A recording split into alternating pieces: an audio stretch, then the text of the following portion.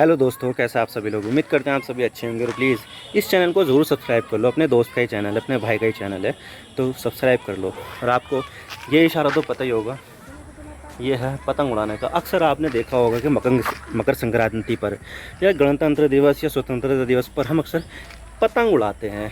और पतंग से जो है खुशियाँ मिलती हैं और हम अपने उत्साह को दिखाते हैं कि हम कितने खुश हैं पतंग उड़ाकर।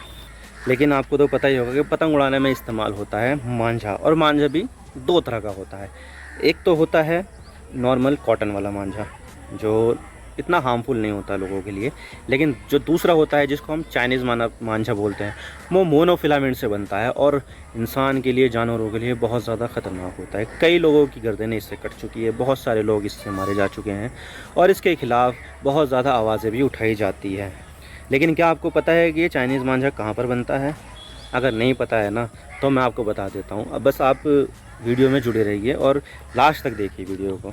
और इसके अलावा हम चाइनीज़ मांझे के बारे में पूरी डिटेल के साथ बात करते हैं, कहाँ पर बनता है ये, कितने एक्सीडेंट हुए हैं इसके साथ, और जो इसकी लीगैलिटी है, क्या ये बैन है या नहीं, ये भी चेक करते हैं हम। आज इसके बारे में पूरी डिटेल के साथ बात करते हैं। शुरू करते हैं। तो बात करते हैं हम आखिरकार इसकी बात क्यों कर रहे हैं। तो देखिए, जब कभी भी मकर संक्रांति या स्वतंत्रता दिवस या गणतंत्र दिवस आता है तो हम अक्सर पतंग उड़ाते हैं और अपनी खुशियों का इजहार करते हैं। लेकिन ये खुशियाँ मातम में भी बदल जाती है जब पतंग के मांझे के इस्तेमाल से कई लोग घायल हो जाते हैं, या कभी कभी तो इतनी एक्सट्रीम सिचुएशन हो जाती है कि पतंग उड़ाने के मांझे के इस्तेमाल से लोगों की मौत भी हो जाती है। और इस साल 3 लोगों की जान पतंग ने ले ली है जब वो लोग मोटरसाइकिल पर जा रहे थे और किसी पतंग ने उनकी गर्दन उलझ गई, जिससे उनकी गर्दन ही कट गई। और कभी कभी ऐसा होता है कि पतंग का मांझा मोटरसाइकिल के पहिए में फंस जाता है, जिससे एक्सीडेंट हो जाता है और नुकसान हो जाता है। इसके अलावा एक मामले में तो एक व्यक्ति की गर्दन में पतंग का मांझा अटक गया और उसकी गर्दन कट गई, लेकिन उसके आसपास मौजूद लोगों ने अस्पताल पहुंचा दिया उसको, जिससे उसकी जान बच गई। लेकिन सवाल यह आता है कि आखिर ये चाइनीज़ मांझा क्या होता है, इसे बनाने के लिए कौन कौन से मटेरियल का इस्तेमाल किया जाता है। तो चाइनीज़ मांझे को बनाने के लिए मोनोफिलामेंट फिशिंग लाइन का इस्तेमाल किया जाता है और इस पर छोटे छोटे कांच के टुकड़ों की कोटिंग कर दी जाती है, यानी कि कांच के पाउडर की कोटिंग। ये वही स्ट्रिंग यानी कि धागा है जिसको मछली पकड़ने में भी इस्तेमाल किया जाता है। आपको तो पता ही होगा कि जब इस धागे में मछली फंस जाती है तो अपने मजबूत और धारदार दांतों से भी मछली वो धागा नहीं काट पाती है और वो धागा पूरी मछली का वज़न उठा भी लेता है।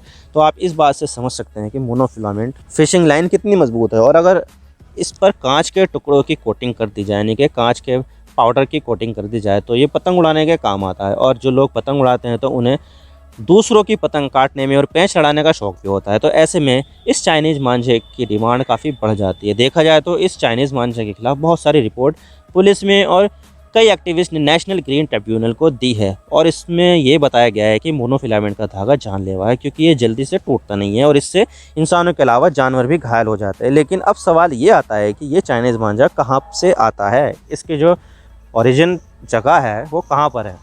तो देखिए, इस मांझे का नाम तो चाइनीज़ मांझा है, लेकिन ये चाइना से नहीं आता है बल्कि इंडिया में ही बनता है। अगर ये मांझा चाइना से आता तो इतने इंसिडेंट के बाद भारत सरकार इस मांझे पर ही बैन लगा देती, इंपोर्ट ही नहीं होता। लेकिन ये मांझा भारत में बरेली शहर और बरेली के आसपास ही बनता है और कुछ मांझा मध्य प्रदेश में भी बनता है, जो ज़्यादातर ऑनलाइन बेचा जाता है। तो इस बात में कंफ्यूज मत होना कि अगर मांझे का नाम चाइनीज़ मांझा है तो हम इसे चाइना से क्यों मंगवा रहे हैं, बल्कि ये मांझा भारत में ही बन रहा है। लेकिन ऐसा नहीं है कि बरेली में सिर्फ चाइनीज़ मांझा ही बनता है, बल्कि नॉर्मल मांझा भी, जो कॉटन वाला मांझा होता है वो भी बनता है। और जो नॉर्मल मांझा बरेली में बनता है उसकी क्वालिटी पूरे भारत में सबसे बेस्ट मानी जाती है। इसमें हाई क्वालिटी की कॉटन का इस्तेमाल किया जाता है। जिस तरह से चाइनीज़ मांझे में छोटे छोटे कांच के टुकड़ों का इस्तेमाल किया जाता है, कांच के पाउडर का इस्तेमाल किया जाता है, ये तकनीक नॉर्मल मांझे में अपनाई नहीं जाती है, बल्कि नॉर्मल मांझे में छोटे छोटे कांच की टुकड़ों की जगह चावल के आटे का इस्तेमाल किया जाता है, जो काफ़ी हार्ड भी हो जाता है और इसमें पेंच भी अच्छे तरीके से लड़ाए जाते हैं। और इसकी एक खास बात यह भी होती है कि नॉर्मल मांझा किसी इंसान या जानवर के लिए हार्मफुल नहीं होता है। हालांकि कुछ मैन्युफैक्चरर्स पाउडर ग्लास का इस्तेमाल भी करते हैं, तो तब ये हार्मफुल बन जाता है जब वो मैन्युफैक्चरर कॉटन मांझे में पाउडर का इस्तेमाल करते हैं, यानी कि ग्लास पाउडर का। लेकिन फिर भी ये मांझा चाइनीज़ मांझे के आगे कहीं नहीं टिक पाता है और उसके 2 कारण हैं। पहला कारण है इसकी कॉस्ट।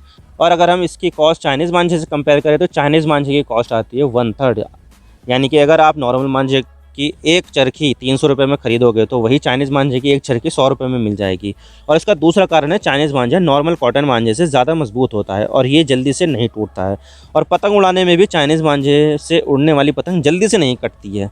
तो ऐसे में चाइनीज़ मांझा काफ़ी पॉपुलर बन जाता है। लेकिन अब सवाल ये आता है कि चाइनीज़ मांझों को लेकर लीगली क्या क्या एक्शन लिया गया है। भाई कुछ ना कुछ तो सरकार एक्शन लेगी ना, जब इतने इंसिडेंट हो रहे हैं इसके साथ। तो दिल्ली में 2016 में 2 इंसिडेंट हुए थे जिसमें 2 बच्चों की मौत हो गई थी। हालांकि देखा जाए तो ये एक्सीडेंट तो सिमिलर थे, लेकिन ये अलग अलग थे एक्सीडेंट। तो हुआ ये था कि 2 बच्चे सनरूफ से बाहर अपना शरीर निकाल कर सफ़र कर रहे थे। देख सकते हैं आप, ये सनरूफ है कार का और इसमें से बच्चे अपने आप को बाहर निकाल कर सफ़र को एंजॉय कर रहे हैं। लेकिन तभी पतंग के चाइनीज़ मांझा उनकी गर्दन में अटक जाता है और उनकी गर्दन कट जाती है और उनकी वहीं पर ही मौत हो जाती है। यानी कि 2 बच्चों की मौत ऐसे ही हो जाती है कि भाई सनरूफ से शरीर बाहर निकाल रखा था और पतंग का मांझा उनकी गर्दन पे आया और उनकी गर्दन कटती चली गई। तो इससे 2 बच्चों की मौत हो गई। और जिस दिन इनकी मौत हुई थी उसके अगले ही महीने दिल्ली सरकार ने सभी ग्लास पाउडर और ग्लास कोटेड सभी मांझे को बैन कर दिया था।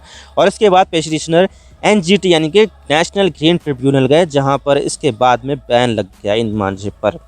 हालांकि देखा जाए तो ये बैन लग तो क्या है चाइनीज़ मांझे के ऊपर, लेकिन बैन को जो इम्प्लीमेंटेशन है, जो एग्जीक्यूशन है, वो ढंग से काम नहीं कर रहा है। क्योंकि यहाँ पर देखा जाए तो जो नेशनल ग्रीन ट्रिब्यूनल है उसके पास स्टाफ की बहुत कमी है और इसके अलावा जो कोऑर्डिनेशन होता है पुलिस के साथ, खुफिया जानकारियाँ जो साझा होती है वो ढंग से नहीं हो पाती है नेशनल ग्रीन ट्रिब्यूनल के साथ। तो यहाँ पर इसका जो इम्प्लीमेंटेशन है बैन करने का, वो ढंग से काम नहीं करता है। और अभी भी ये चाइनीज़ मांझा मार्केट में अवेलेबल है और कोई भी जाकर इसको ख़रीद सकता है। तो आई होप आपको सारी बातें समझ में आ गई होगी कि चाइनीज़ मांझा क्या है। लेकिन मैं आपको ये बता देता हूँ कि आपको अगर दूसरों की सेफ्टी रखनी है और अपने हाथों की भी सेफ्टी रखनी है तो प्लीज़ चाइनीज़ मांझों का इस्तेमाल ना करें जो लोगों के शरीर के लिए हार्मफुल है। आप उसी चीज़ का इस्तेमाल करें जो लोगों के शरीर के लिए हार्मफुल नहीं है। तब तक के लिए मुझे दीजिए इजाज़त। आप मेरे इंस्टाग्राम पर भी जुड़ सकते हो। आप सिंपली जाइए इंस्टाग्राम में और सर्च कीजिए I_इमरान सिद्दीकी और आप मुझे फॉलो कर सकते हैं। इसके अलावा आप मुझे ट्विटर पर भी फॉलो कर सकते हैं, यहाँ पर भी सेम ही यूज़र नेम है I_इमरान सिद्दीकी।